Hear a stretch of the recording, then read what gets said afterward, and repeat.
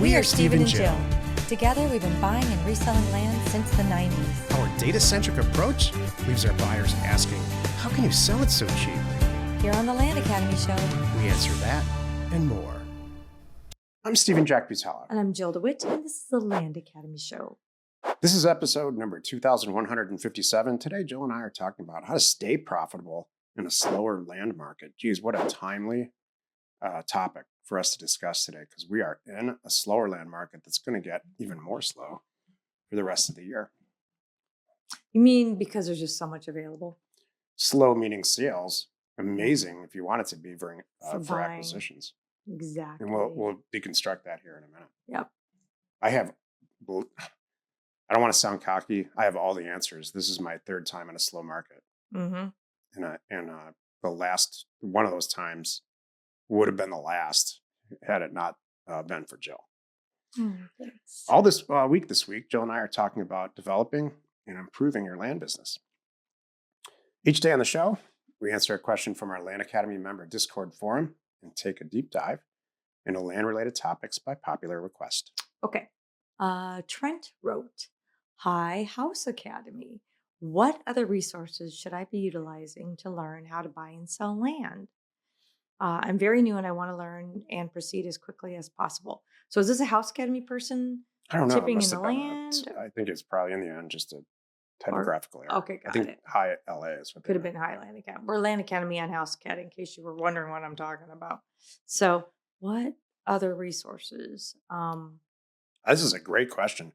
I think that you should be utilizing any and all resources that you can get your hands on.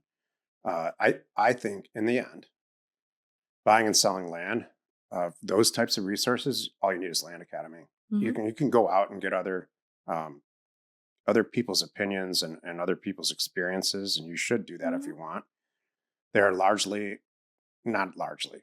There's no chance that they have the experience that Jill and I have. This is just about buying and selling land and houses. No chance they have more experience than we do. And there's a 98% chance that they were once a member of Land Academy and they're just regurgitating our information with their type of snarky, sarcastic, very 2025-ish attitude. I agree with going out though and being in other groups to watch these other transactions and hear about other things, like, because you'll pick up on stuff like, oh wow, that person accidentally bought a piece of land that had a dump on it and this is what happened to them. I'll make sure I won't do that. Stuff like that. And here's why. So that kind of resource is awesome. And I totally believe it. I remember the first time that this is a bunch of years ago, where I heard the word retweet, where somebody would post something and then you as a viewer would do nothing except click a button that says, I'm reposting this entire thing that this amazing person created, reposting it and making it look like mine. And I remember thinking, how does this end? How does this inhumanity, how does this retweeting end? Like, what if I wrote a book and somebody just reposted it and put their name on it? That's what's happening. It's called plagiarism. That's what's happening. And it's acceptable now.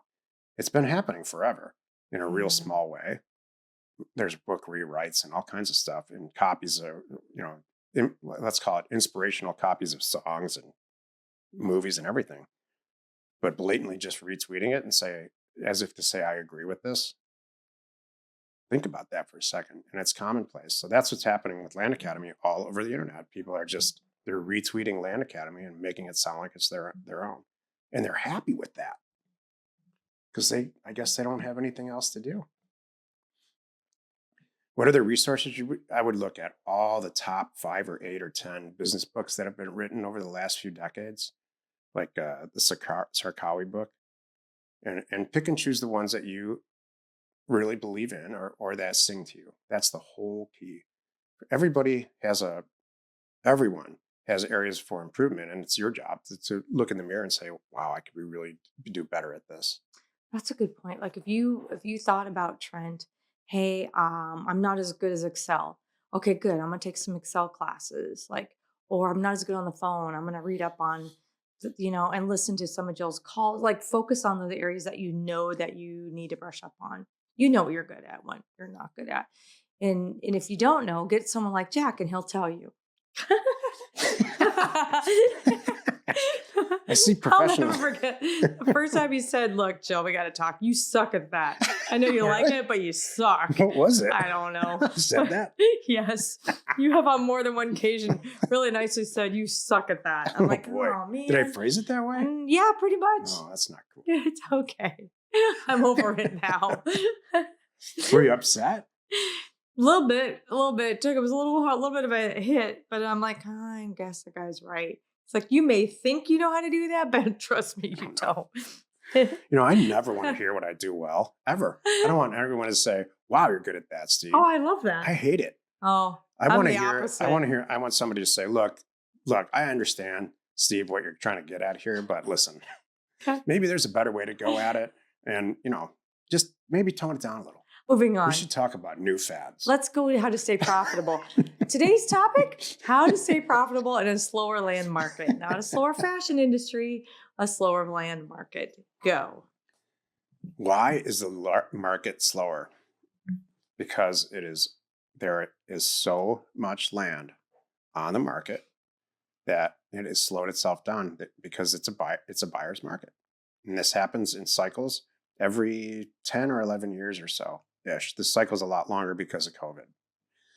So we're coming on what is called an overbuilt market from a housing and a commercial real estate standpoint. The buyers have the pick of whatever they want.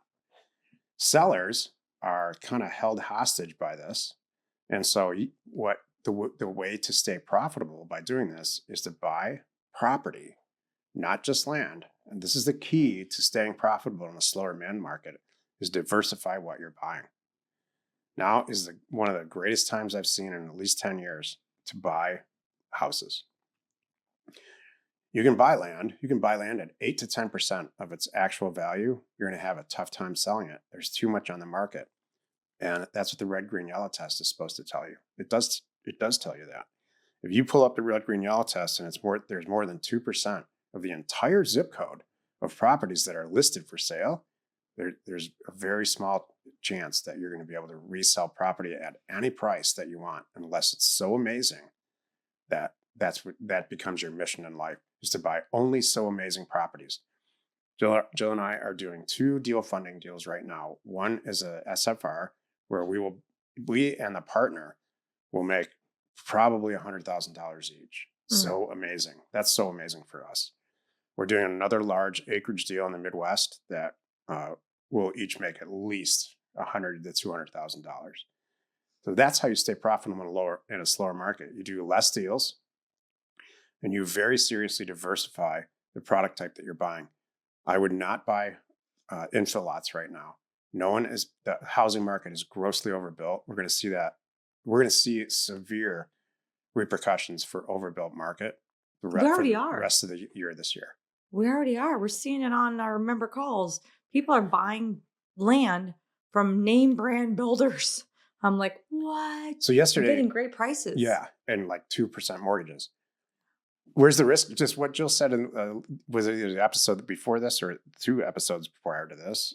If you see some risk in it, don't buy it. Now's the time to make $100,000 or $200,000 per property, not just make $10,000 or $15,000 on a piece of land. You already nailed it when you said it's a buyer's market. What you have to do is put yourself in the right position every time, period. If now's the time to buy, now's the time to buy. And you better believe I'm buying cheaper and better properties, or I just don't do it. I won't take any risk at all. And what if I hold on to it? So what? I bought it so cheap, it doesn't matter. And if I can't afford it, I'll get the right partner that he gets it with me and sees it too. We're like, we might hold on to this for 9 months. Who cares? Here's what I want you to do to convince yourself of what we're talking about here. I want you to go on the internet, pull up Redfin or Zillow or whatever you use. I want you to pick a zip code or even a county. A county would be better, or a zip code. And then I want you to put in land, and then also just do the same exercise with houses in it later after you do land. And when you sort for cheapest to highest, hopefully it's a largely populated zip code or county from 5 to 10 acres.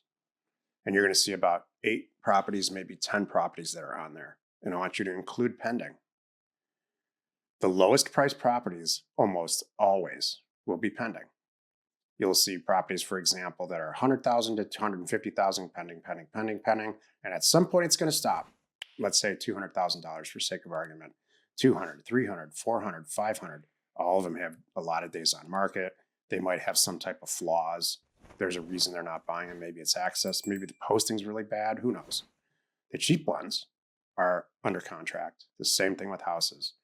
Those types of properties at that price are what you want to buy. Mm-hmm. You will immediately sell them and you will survive and thrive in a slower market like this. It has to be an amazing property, crazy cheap. The only way that I know how to achieve that is to send out a ton of mail and to be an amazing person on the phone every time you pick up the phone. Love it. That's survival.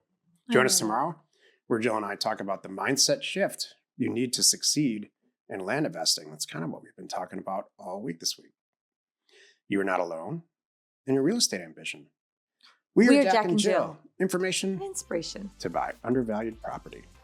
We hope you find our content valuable and we appreciate your support. If you have not already, please check out our channel and hit the subscribe button. And your comments and suggestions help us to create the content you're here for. Hitting the like button helps to support our channel's algorithm and gauge your interest for future shows.